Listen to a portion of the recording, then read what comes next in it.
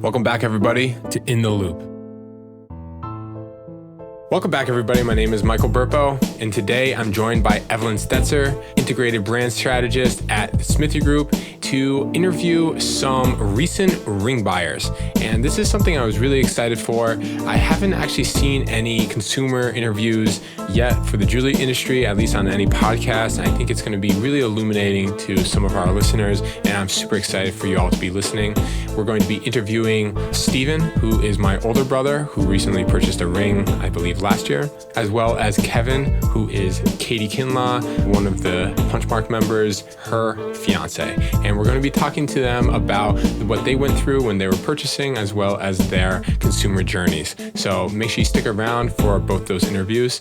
And today, this episode is brought to you by Punchmark, the jewelry industry's leading website provider. Join the community of nearly 500 other jewelry stores in choosing Punchmark's easy-to-run and e-commerce-enabled website platform by visiting punchmark.com for your free trial demo. This episode is also brought to you by the Smithy Group, a digital growth agency that helps leaders and businesses dream bigger and achieve multi-generational integrity.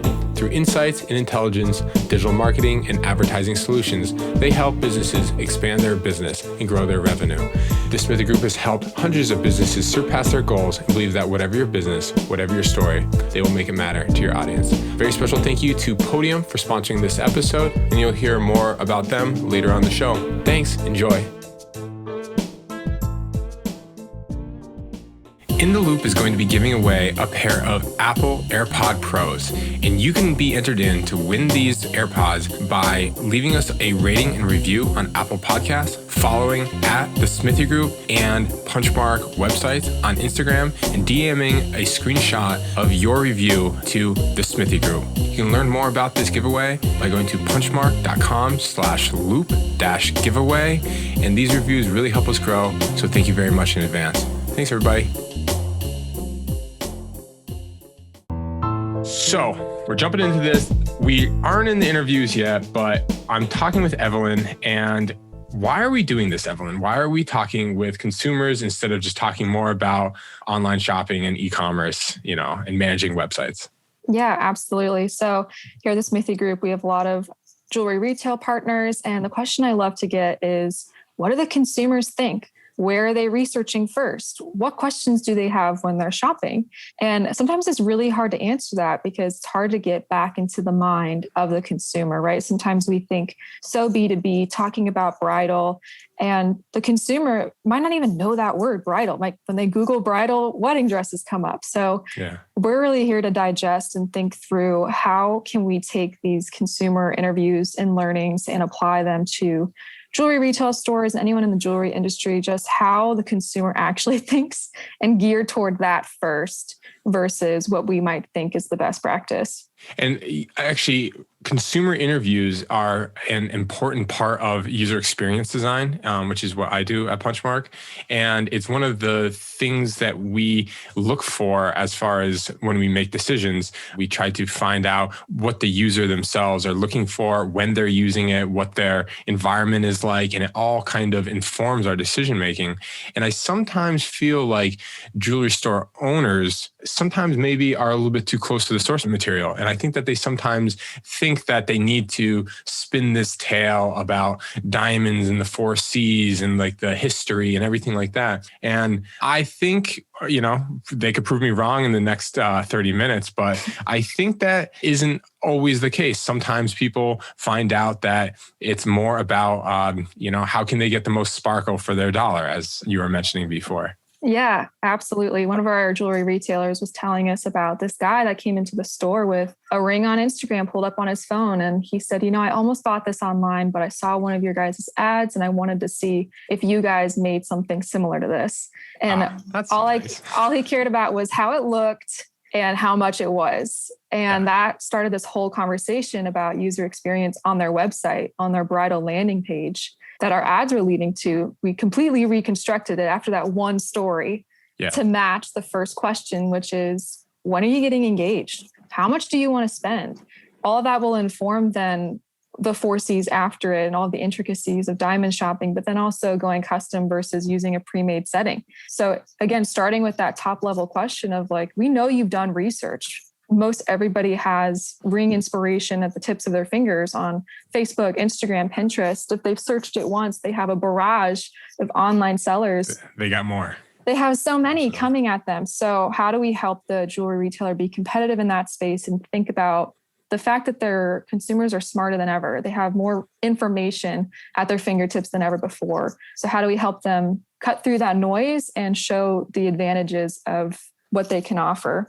I definitely agree. And who knows, this could all go out the window when we talk to these people, but these are real ring buyers that sometimes they've already bought the ring. So they're going to give you the very honest answers about what they were looking for, how they went about it, what their consumer journeys are. And I feel like this might be one of the first times this has been done in the jewelry industry. I feel like a lot of times jewelry industry folks, they do their consumer interviews as they're in the process of making the sale. And not that that kind of invalidates it, it just might skew the results a little bit. They're already in the store and you're already talking to them. So you're probably talking to a certain type of person. So who we have coming up is my brother, actually, Steven, and, talking about the ring he purchased for his fiance, and Kevin, who is Katie, digital marketing manager at Punchmark, who's been on the show a million times, her fiance.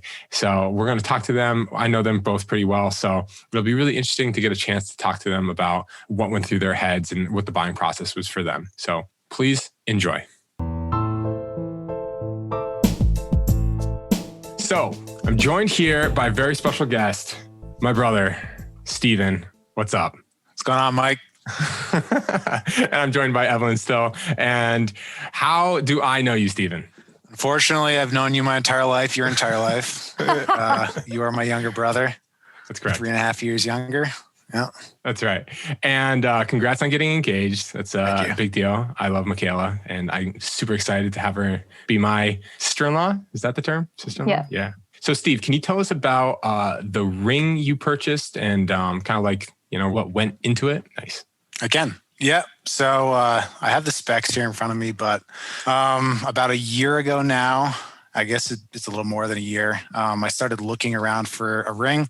I did as much research as I could. It's kind of one of those processes where I start knowing absolutely nothing and have to do a ton of research and talk to a small group of people. And then it's kind of a catch-22 where I want to get as much research as I can done.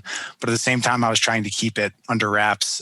So Michaela didn't know when I was going to do this. I think she had a good idea of it was going to happen, but like when and what the ring was going to look like. And I didn't want to go to a store and pick out a ring with my future fiance. I felt like that was just not the style I wanted to go for. So I happen to have a brother that works in the jewelry adjacent business and talked to him and just started looking at styles and kind of narrowed it down. And that was pretty much my process. Nice. So tell me about this ring. Yep. So it is a princess cut gold band engagement ring. It's 1.1 carats. The color is G. The clarity is VS2. I don't know what any of that means. Okay. Yeah. Just kidding. Do you know what people listening will though? It's a solitaire. Nice. I think I said it's a gold band. It's a 14 karat diamond engagement ring. And then I have like a bunch of other stats here. Yeah. On the band, there are round brilliant diamonds that go around it. So I think there's 22 round brilliant diamonds that go around half of it until where like her finger got it. Nice. The bottom half of the ring. It's called a pave. Pave. Okay. Ooh. I don't see those words on here on my piece of paper, so that does not exist. So those words don't even mean anything. Yeah, they mean it's nothing. not on the sheet. Yeah. What's really cool about the process though, so I'll just jump in, is Steven asked me, about rings, and having worked at the time, I had worked in jewelry for, almost 3 years. And I remember I was like really excited to explain like, so you can get like, the different colors and the different cuts. And you can also, if you don't want to get a diamond, you can also get this type of thing. I remember I was just like going in. I remember there was like a point, like 45 minutes into it, that you're just like, all I want to do is get her something that she's going to like, that her friends aren't going to laugh at. And like, it's just going to be an all around fit. And I think that kind of really changed my view on what like the average ring shopper is looking for. Yeah, I definitely didn't need to know all of the rings and the types for everyone. I just need to know the ring that is right for me and right for my fiance, for Michaela. Yeah. So that was a big thing. And then trying to look at more what would be her style rather than what are all of the styles available, and trying to make that decision and kind of paint with broad strokes, but use that to narrow down my decision making. Yeah. What did you use to decide her style? Like, how did you go about researching that? So we talked a little bit about like, would she want like a gold band versus a silver color, or like a white gold or whatever. And just looking at other pieces of her jewelry was helpful. So like with her, she generally has more gold bands. So I just decided to go with that. I wanted to go with something that is, I don't even know if this like makes any sense, but go with something that is like contemporary, but at the same time, it is like simple, and so that it can be timeless, and go with a bunch of different things, rather than trying to go with something that's like extremely contemporary and then like goes out of style, or something that was going to like look like it came off the hand of my grandmother kind of thing. So, Yeah. So with that, I wanted to go with, and then the rest of her, like just her style of wearing jewelry is much more kind of simple. And Michaela, if she's listening to this, like she's so pretty that she can go with something a little more plain, and just like Nice. she's just looks good with more simple jewelry. So Hi, Michaela. How are you? plug to Michaela. Steve.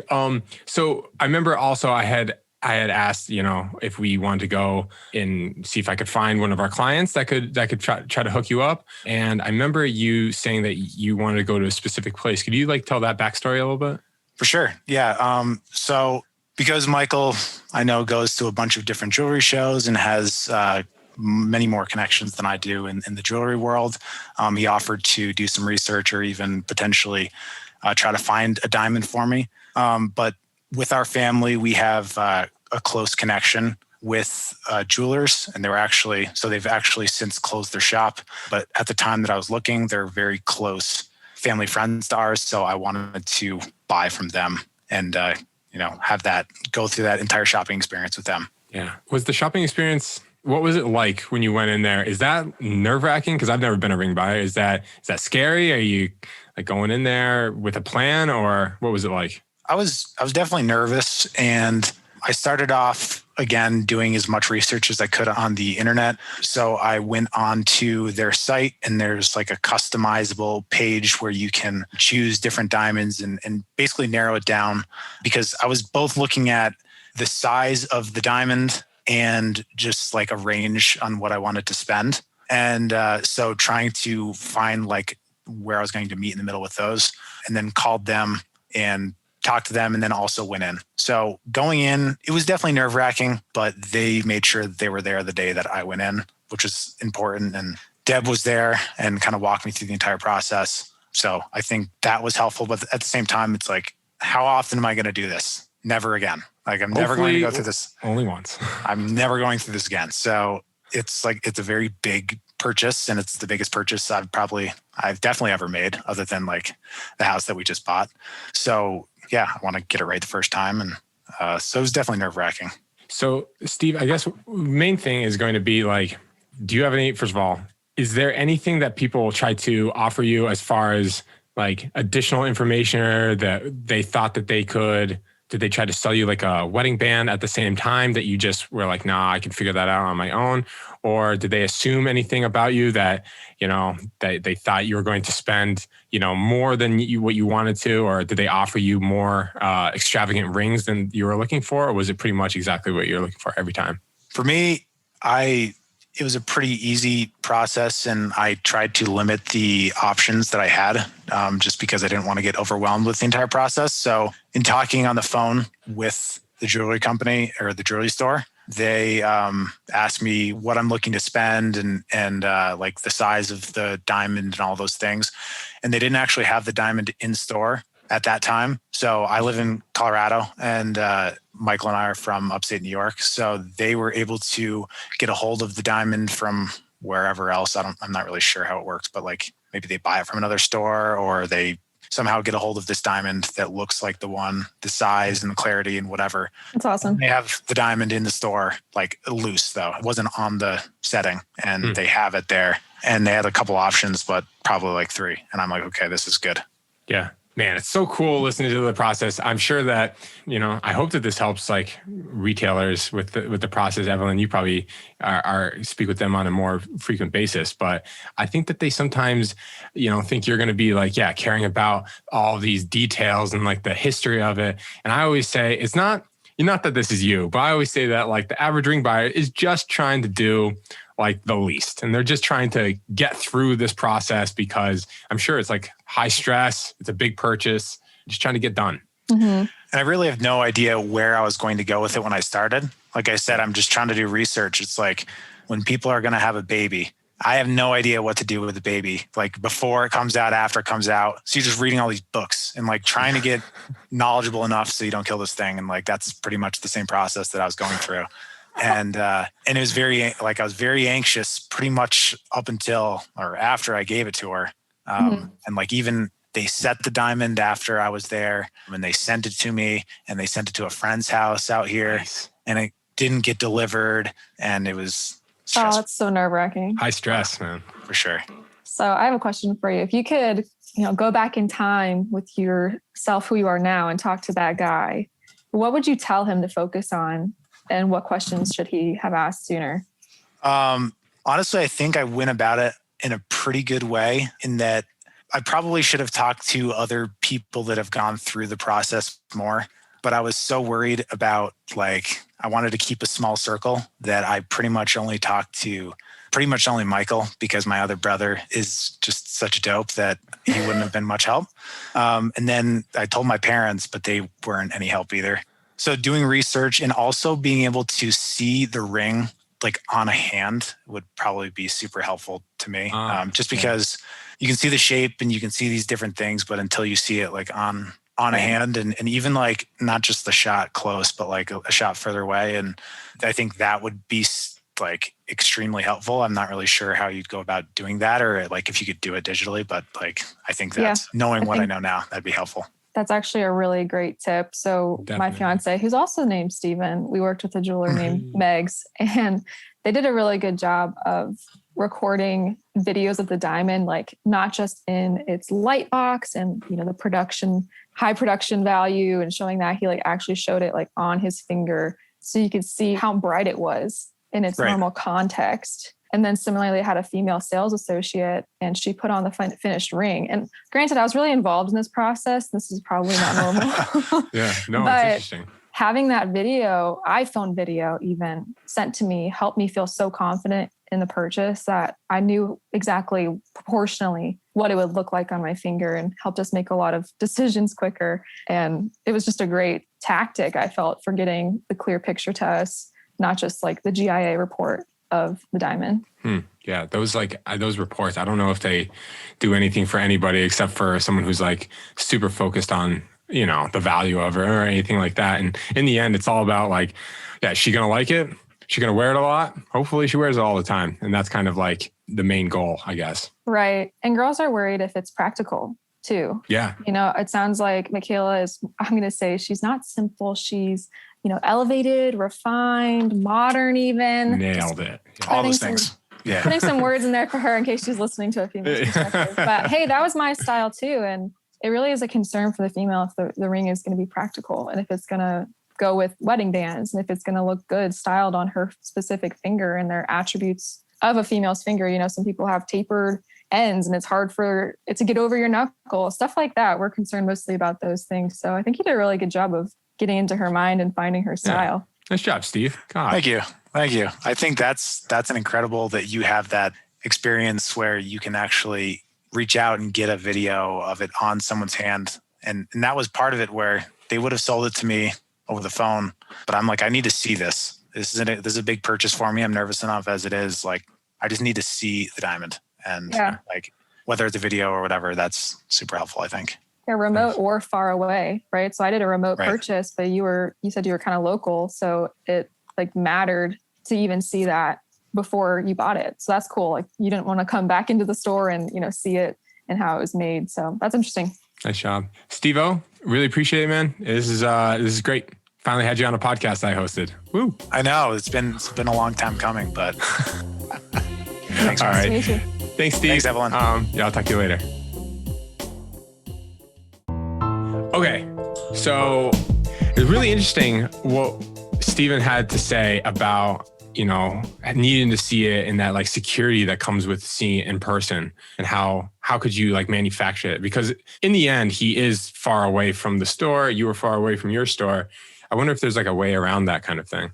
Yeah. I mean, I think I said it a little bit, but it's the balance of being remote, but then also in person. And if you go in person once, and how do you have a good experience to see the finished product before it's mailed off to you? There's just a lot of ins and outs. And I think what we learned with COVID is that we need to integrate digital, no matter near or far. Into everything. Yeah. Into everything. And so Mike and I were just talking about how interesting could it even be to have an AR component? I know that'd be really tricky, but even simpler, just prioritizing having a female sales associate that can wear the rings and take a really quick iPhone video. That was my biggest takeaway from that interview, is how important it is to experience the ring in digital ways as well.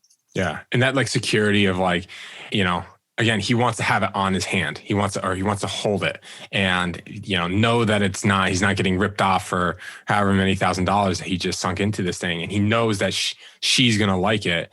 I think that in the end, that aspect is just so important. And how can you, not that you have to fake it, because it's not faking the holding of the ring, but how can you stage it?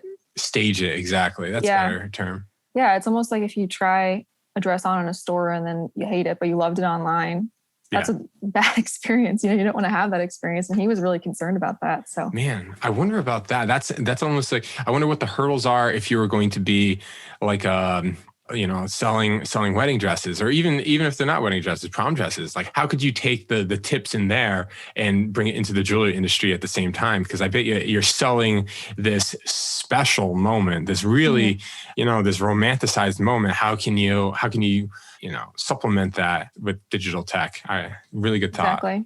Yeah, I had two other takeaways. I love that he worked with a family friend jeweler.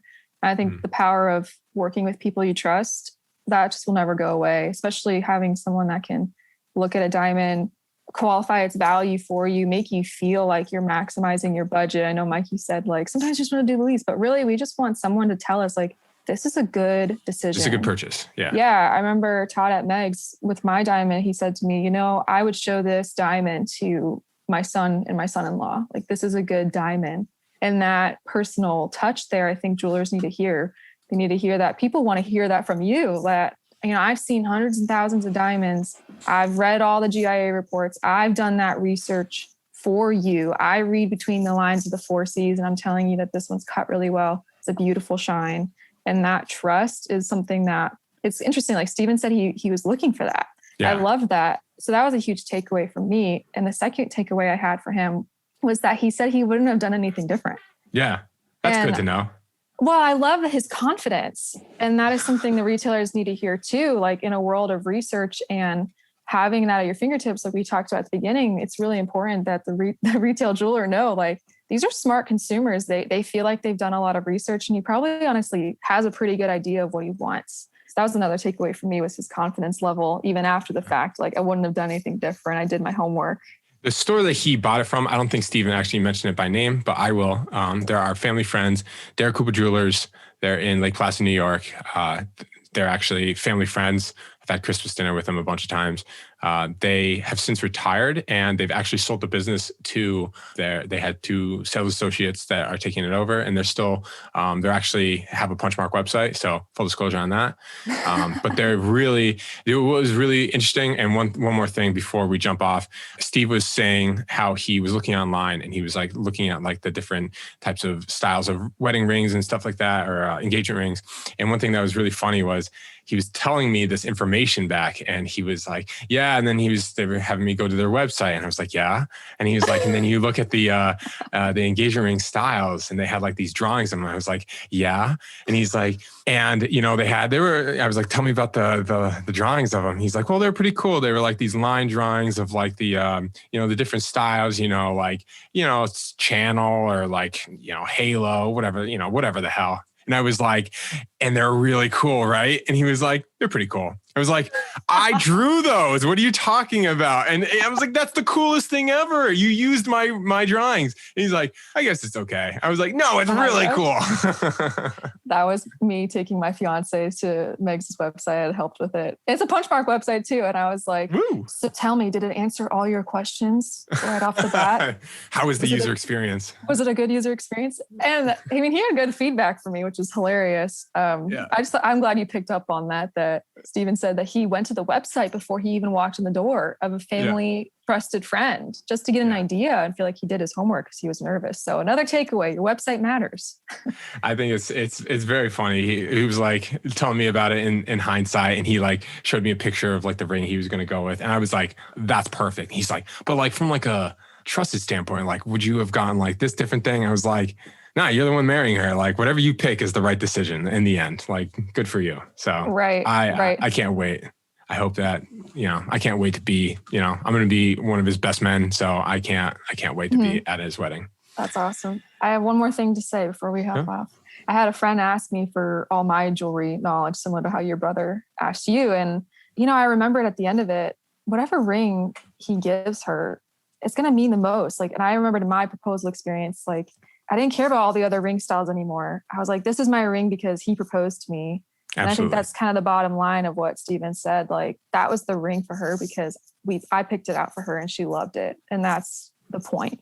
Yeah, absolutely. And I think, like you said, whatever you choose is the right decision. If you guys are in love, I don't know who we're talking to. Are we talking to jewelry store owners? Are we talking about potential people who are going to get engaged? I don't know. But the sales process, it matters less about right versus wrong and more about just giving them something that they're confident in and is a fit and checks all the boxes that they were looking for. In the end, it's less about like, there's no right or wrong. It's whatever they choose is going to be right. So. Exactly. All right. Hey, we're going to take a quick break and we're going to come back with interviewing Kevin, Katie's fiance. So before we jump into the rest of the episode, maybe we can have a word from Podium about what they offer.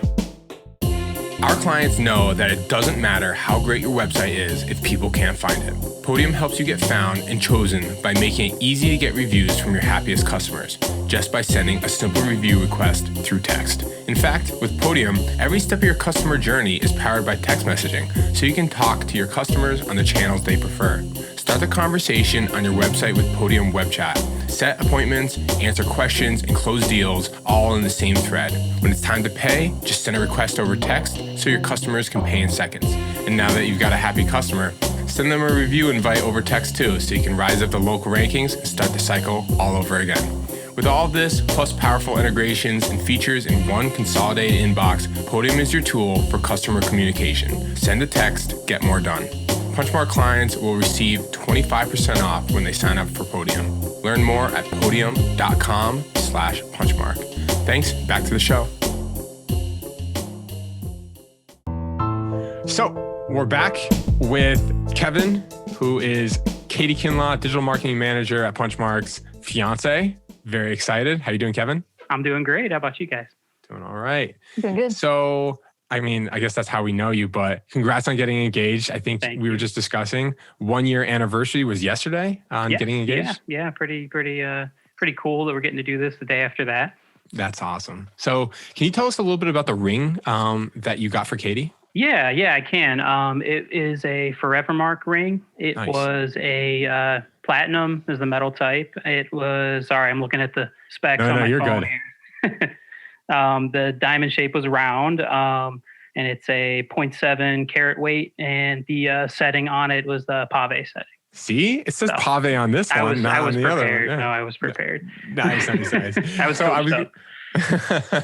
Did Katie pick that one out, or did you pick that out? I had not. She didn't actually pick it out, but I knew that she'd sent me enough pictures of rings and ideas, and I knew she wanted the Forevermark.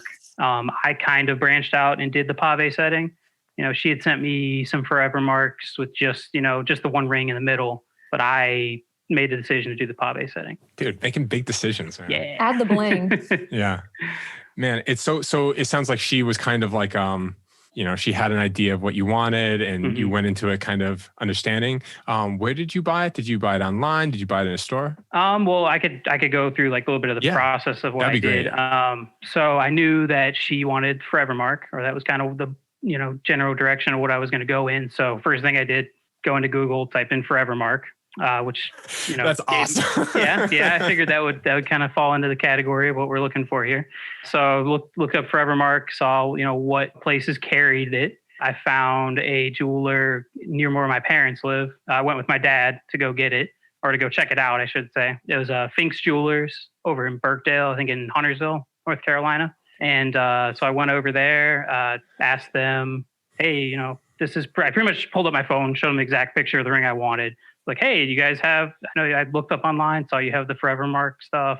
I'm like, oh yeah, let me check in the back.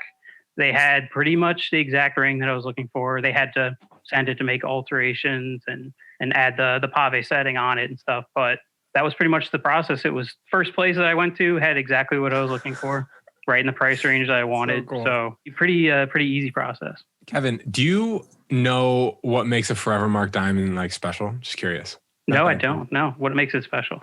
Evelyn, do you want to explain? Oh gosh, there's so many components, but yeah, their branding is really just centered around how they source their diamonds, and also, best cut and super brilliant and all these different things, and how it fits into your love story. I'm butchering it because I don't have a script ready, but those are the core components, sparkle and sourcing essentially. In the end, it's not really if Evelyn knows it, or I was just more curious because I think a lot of jewelers think that it's important that you care about that. But in the end, it's Katie wanted a Forevermark diamond. Right. And that's what you went and got her. And I think that is the truest form of love out there. It's I got her a diamond that she wanted because that's what she wanted. That's perfect. Yeah. I mean, I know I got some flack from you guys for not going to you, but I kind of knew exactly what I wanted, and I knew what she wanted. And I still wanted it to be a little bit of a surprise, not picture to picture exactly what she sent me or anything like that. So wanted to show, at least put a little bit of thought into it. Yeah.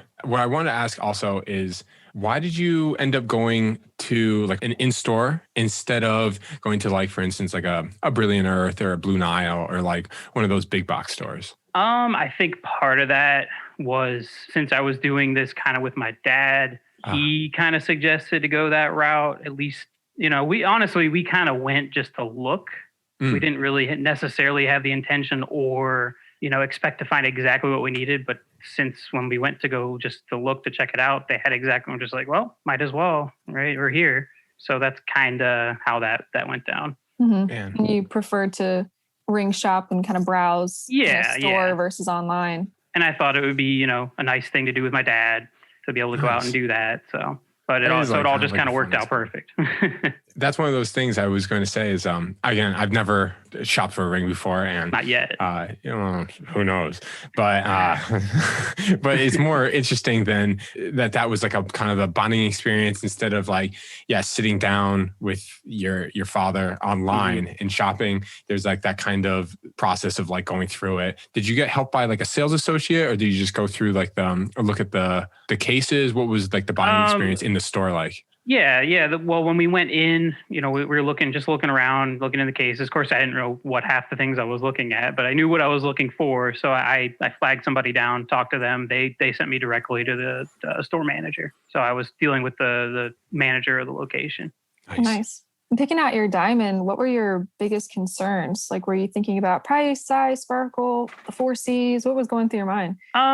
You always, of course, everybody has a budget that you're kind of wanting to stay, within. But I love Katie so much that, if I'm going to find whatever I'm going to find, I'm going to, try to fit that into my budget. So that's for sure part of it. But, it helped a lot that I had a lot of ideas on exactly what I was looking for. So that wasn't really a concern, was, necessarily the price or, obviously they had the ring in the store to check out and it looked nice. Like I remember showing it to my dad and being like, hey, what do you think? And he's like, this is, you're paying for this. This is for you. This is for your wife. It doesn't care. It doesn't matter what I think.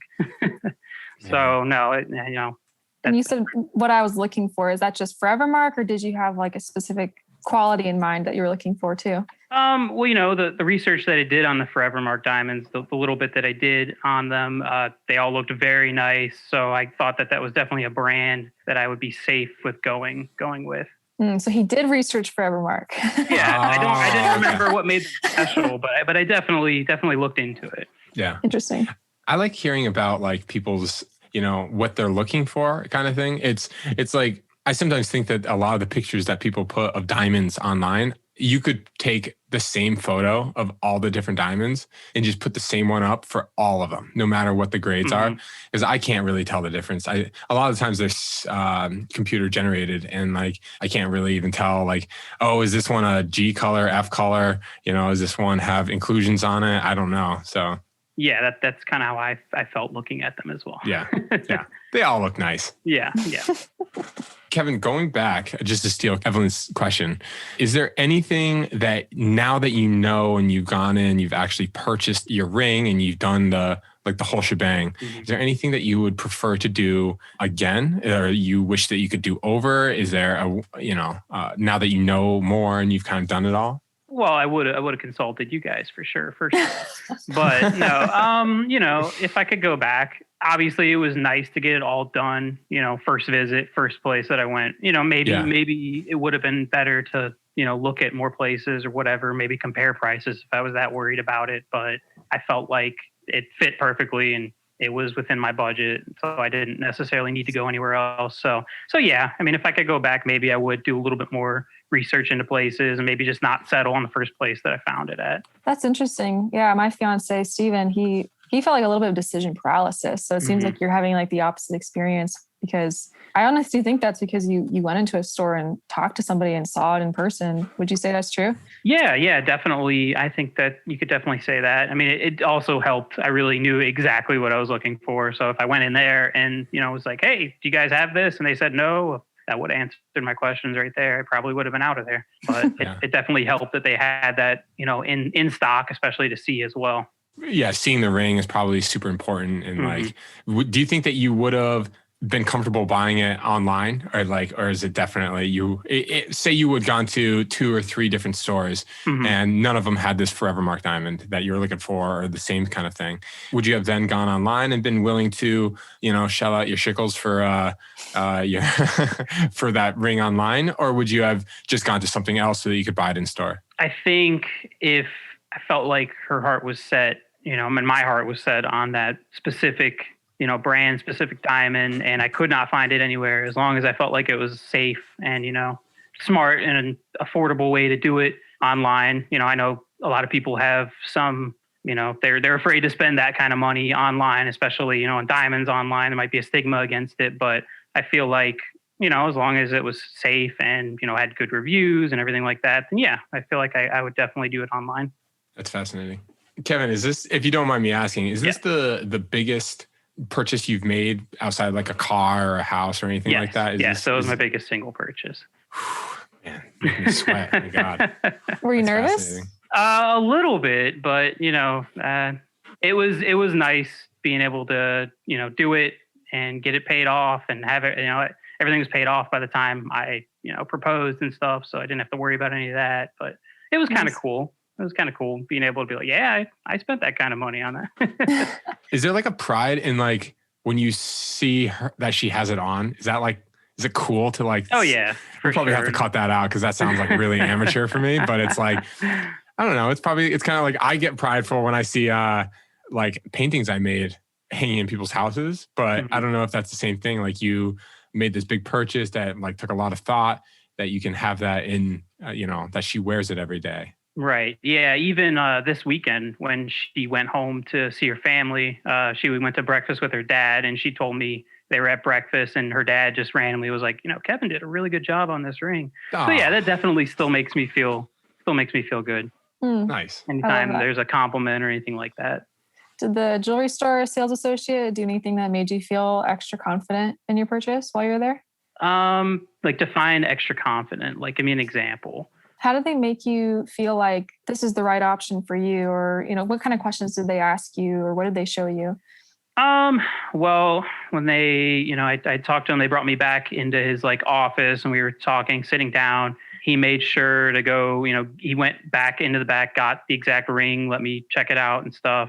They definitely were hammering home customer service, because I guess especially if you're going to be making a purchase like that, you definitely don't want to, make anybody angry that's trying to, drop that kind of money on anything like that. But offered me a bottle of water when I was in there.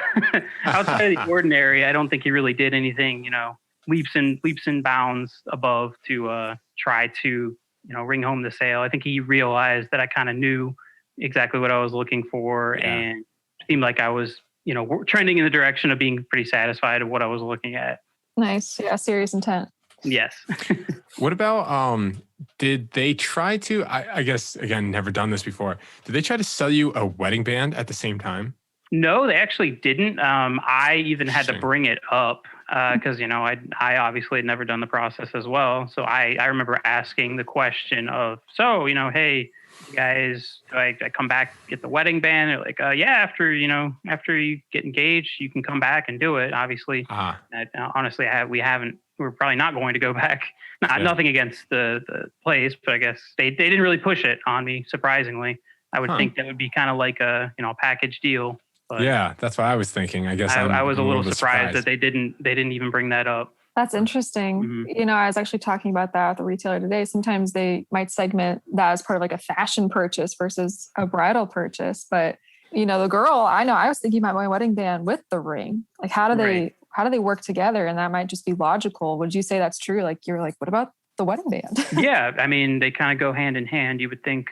But yeah, no, that I definitely, after thinking about the process, I was, like I said, very, very surprised that wasn't part of the sales pitch, I suppose. Mm-hmm. The other part of it is just like, again, just thinking about like the average dude I know, they've already made like a big purchase and it was probably like a big ordeal. And like it took up a lot of time in their brain. Like they probably don't want to go and do it again with wedding bands again, especially with like having to involve, the now fiance again. And if there's one thing I know about, some of the guys I work with, they all will wear silicone rings. And I know that those things are not, probably the most expensive things. You think that if that's the alternative, they can just buy a whole bunch of silicone rings. You think that they would push, a silver wedding band set as like a nice upcharge, but I guess I don't know anything about jewelry.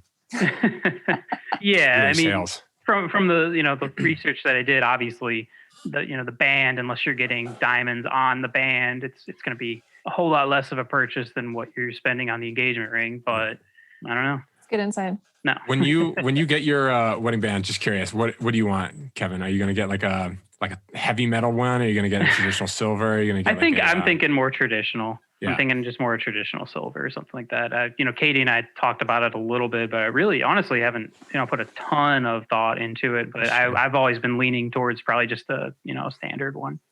Let us know if you guys are listening, whoever's listening, if you're a jewelry store owner and you know why they don't sell wedding bands together with engagement rings, drop us a line, reach out to us, because I actually want to hear that, because I am completely baffled that it's not more of a push, but that's just me.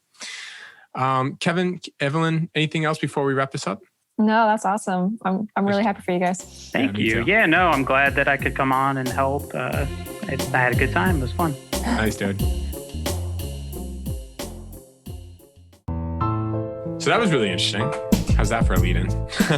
That was really interesting. I feel like we had two guys that did their research, knew what they wanted, had pretty... They were both kind of like dude guys. So like they're regular guys. And I wonder if the shopping experience would be any different than if we had asked, for example, it'd be really fascinating to talk to a girl who bought a ring for either her husband or for another girl, or a guy who bought another ring for another guy, or something like that, to see if the buying experience is any different, or if that's just exactly what the engagement ring buying experience is like. It's kind of an arduous task, but you get through it as best as you can, try to make the best guess. Honestly, we're just going to keep doing this, and people are just going to have to tell us if they like these interviews or not. Yeah. I mean, I will say though, my fiance, I feel like maybe we're a bit of a younger demographic, and he's an engineer, my fiance. So he was so interested in the 4 C's. So he wanted to know. Yeah. He wanted to know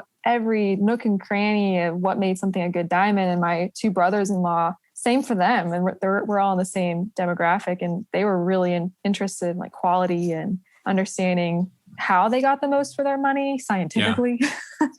So different audience. Yeah. I remember when I first started working at Punchmark in the jewelry industry, and I came home from Charlotte for the first time. And I was like talking to my friends, all the girls wanted to know, like, who are in relationships, like, how can I get, like, I want a huge rock. I'm always like, why do you want a huge rock? And they're always like, oh, I just want one. You know, I want to get my future hubby, blah, blah, blah. And I was like, well, here's what you can do. And I give them like the insider thing. It's like, well, you can get a diamond that's a different color, or you can get something that's not a diamond, or you can get a double halo or a single halo. It's going to look huge. But I guess one thing that I thought was the best tip I ever heard from a jeweler said this, is that the reason why round solitaire is the most popular is because, like, the number of facets and the way that the setting elevates the diamond allows the most light to come in. And that's typically what makes it the most sparkly, which I didn't know that. And I think that that's a cool little tip. Yeah, that's a great tip. I had a client recently talk about the Instagram bride coming into the store, and you just reminded me about that. And it's not a diss on Instagram, but whatever's trending, it'll be all over their newsfeed. And I just thought it was funny you said that, because they're like, I want a big diamond. Like, that's what my feed's saturated with, is those super huge 2 carat plus oval rings. And there's some really funny TikToks going around right now. Oh yeah. Girls talking into their fiance or future fiance's phone saying 2 carat, Blue Nile, solitaire, pave. Engagement ring. Yes. And it's funny because that's just what's trending right now, but it'll definitely shift. It's funny. I also, I talk about this to them every single time they say that they want a huge ass rock. And I'm always like, why? Mainly because I always think it's like, how are you going to put your hands in your pocket? That thing is going to stick out. You're not going to, it's kind of like having an enormous watch. It's like, you're not going to be able to put your hand inside your sleeve, you're going to have yourself. Yeah, exactly. So I've always wondered about that kind of stuff, but I guess it's it's a status symbol, I guess. And it's like a fashion sense. But I think that when it comes to that kind of stuff, I guess we didn't even get into like talking to them about, do they want a lab grown diamond versus a natural diamond? Like, how did they know that they wanted that? Because they could have gotten something and then like just never mentioned it to their fiance. And that's true. Realistically, they never would have known. Not that I condone that behavior, but it's like they could have. That's true. I think what I took away from that interview just now as well was the pride factor. Like, he wanted something that she would have been proud to show off. She would like the family. Yeah, I just love that sentiment around it. And my other takeaway was also the wedding band sale. Yeah, surprising. Like, he wanted it. He wanted to be sold that. I don't know. That's a tip for the retailers out there. Like, give 10% off the wedding band purchase after they buy an engagement ring. Like, think about their next purchase. Think about the bridal party. Think about their like lifespan with the jewelry store, not just the engagement ring and that sale right then and there. That's why I've always heard that, again, jewelry stores who are listening, jewelry store owners that are listening, drop us a line if this is not true. But I've always been under the assumption that the reason why the engagement ring is the king of jewelry sales is because, one, it's generally one of the most expensive, and two, it's like the opening gift. So they get one. Generally, they get 2 wedding rings or wedding bands after that. They also generally get a ring sizing after that, or a polishing right before the wedding, as well as sometimes they get bridal gifts or groom's gifts or something like that. And it just spins into a whole bunch more. So if you get the first one, you get all these other ones. And to hear that is just so surprising. Like one of the devs at Punchmark, Tommy Rhodes, I think he wears a silicone band, and it's like, not that it's not special, but it just is not, he was just never sold like the story the way that other things are sold. And, hey, you could get this tungsten band. Tungsten is the heaviest metal or something like that. It would be so cool, like a good story. But instead, he wears a silicone band. Not that there's anything wrong with that. Yeah, I just think that even in your targeting and in your ads, jewelry stores have an opportunity to target men and talk to them specifically and say like, hey, don't just go for the silicone band. Like, have something else that you can wear for date night and something that you like too. Yeah. I think there's an opportunity to play up on that and show the custom appeal that jewelers can do as well. Yeah, I guess I was a little bit surprised, but that's just me. Anything else, Evelyn, before we get this thing wrapped up? I think just jewelry store owners that are listening, get in the mind of the consumers. Think about what he cared about, what both those guys cared about. They cared about it feeling right, looking right, and being the right dollar amount. I heard very little about the 4 C's. I've never heard the word bridal. So I hope that was refreshing for you to listen to and get back into the mind of the consumer. We're going to try our best to kind of do a little bit of a focus on these type of things going forward. I think we have one coming up with a Gen Z panel. In case you don't know what that is, Gen Z is, I think they were born within 1995 to 2003 or something like that. So the one right after millennials, and they are going to be the next round of buyers, and we have that planned out. And I think it'll be really interesting to hear about their shopping habits and their consumption habits. I think that a lot of jewelry store owners are maybe a little bit too close to their source material, and they think that there's a little bit of a focus on things that aren't the focus. And hopefully the 2 interviews that we just had, as well as our reflections and interviews with Evelyn, now receiving a ring, kind of shine a little bit more of a light on that. Awesome. Thanks, everybody. Again, special thank you to Podium for sponsoring this week's show. Thank you to Evelyn for coming on, as well as the Smithy Group and Punchmark for making this all happen. Again, my name is Michael Burpo. I really appreciate your time, and we'll be back next week. Bye. Hey, thanks for listening. Leave us a rating and a review on Apple Podcasts, and remember to subscribe. It really helps us grow. Thank you so much. See you next week.